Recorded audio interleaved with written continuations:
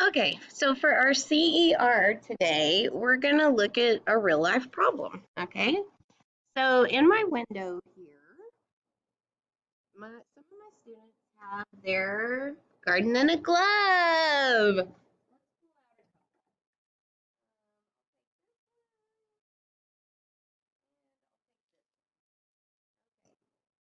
So these two were relatively close to one another on the window.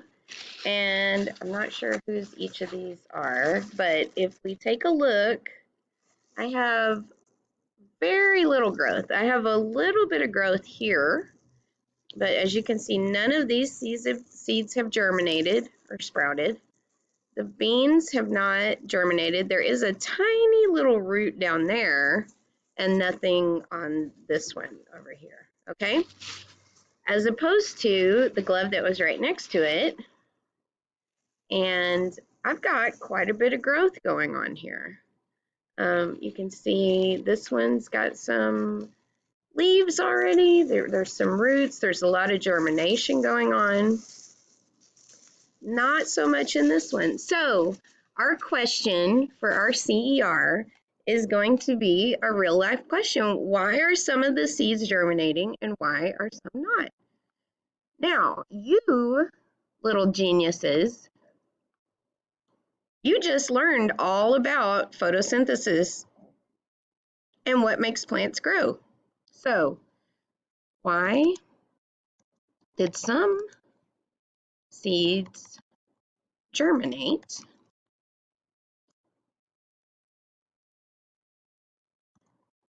and others did not?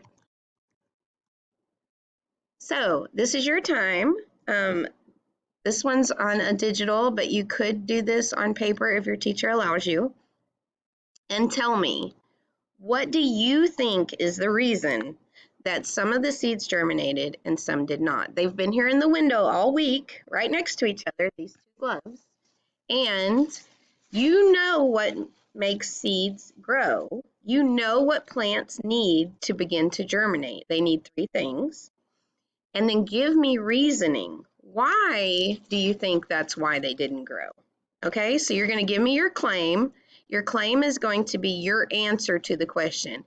I think some seeds germinated and others did not because, complete that sentence, give three pieces of evidence and three pieces of reasoning. If your evidence is significant, you can do two if it's like very thoughtful, but three pieces of evidence is best. Okay, that's part one of our science lesson today.